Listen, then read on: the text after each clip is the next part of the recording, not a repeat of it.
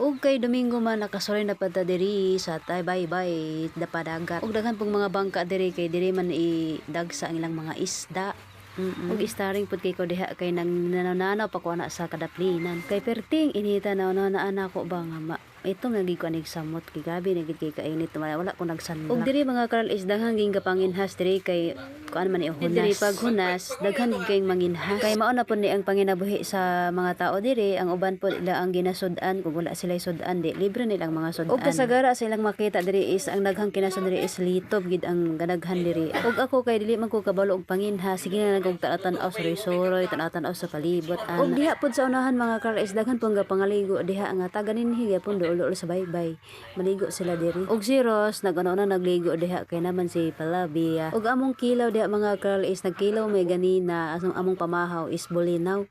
Kay naay makadunggo bitaw diri pwede naman pangayoon ang isda kung naay makadunggo. Ang nakasyada diri kay kung naay mo dunggo nya gikan ng isda pwede ra kita makapangayog gamay lang nga panglabas lang ba. Kay dili man pud mga hangulan ang mga mangingisda diri mahatag ni sila nilabasan. Og grabe gid kay na kahunas po mga girl is didto para sunahan hunas gid kaayo as in. Og daghang namukot diha, daghang pong namana, daghang nanginhas, mga shell, daghang nangita og nanguha og crabs. Og pag humana na mga kalais nanguli na pod mi mga 2 hours, 3 hours mi dira nanguli na pod mi og gidiretso mi sa balay sa kong mga. Kay magsabot mi nga mag-ihaw og bisayang nga manok, magkaon na pod mi anig bisayang manok dito sa ilang balay. Kay tadtaod na pod ko nga wala nakakaon og bisayang nga manok. Og naa didto gi-post nako sa ako ang reels nga nagkaon ko og bisayang nga manok nga perte gayong hala. Pag humanday po ana mga kalais nagpicture ko atong mga kahoy nga kanang balsa-balsa. Starring gid kay ko diha.